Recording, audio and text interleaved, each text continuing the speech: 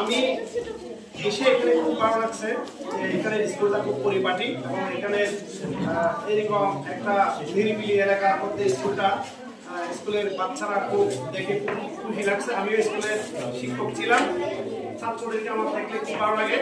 এখানে আপনার ভাইকে ধন্যবাদ জানাচ্ছি, সকলকে ধন্যবাদ জানাচ্ছি যে আপনারা এখানে একটা সুন্দর প্রোগ্রাম আয়োজন করেছেন। সেরকম জোরে পড়াটা রোধ করার জন্য এবং আমাদের শিক্ষার মান উন্নয়নের জন্য, শিক্ষাকে প্রায়োরিটি দিয়ে শিক্ষার ডেভেলপমেন্টের জন্য অ্যাপেক্স বাংলাদেশের যে কার্যক্রম এটা বাস্তবায়নের জন্য আন্দোলন ক্লাবের যে আন্তরিক প্রচেষ্টা, এই জন্য আন্দোলন ক্লাবকে ধন্যবাদ জানাচ্ছি।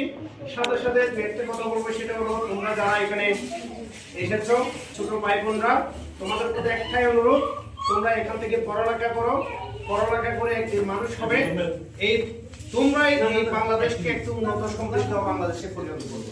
এই বাংলাদেশটা পুরো পৃথিবীতে পরিচিতি করাতে পারবে। ডক্টর ইউনূস আজকে এই জোবরা গ্রাম থেকে উঠে পুরো পৃথিবী নেতৃত্ব দিচ্ছে।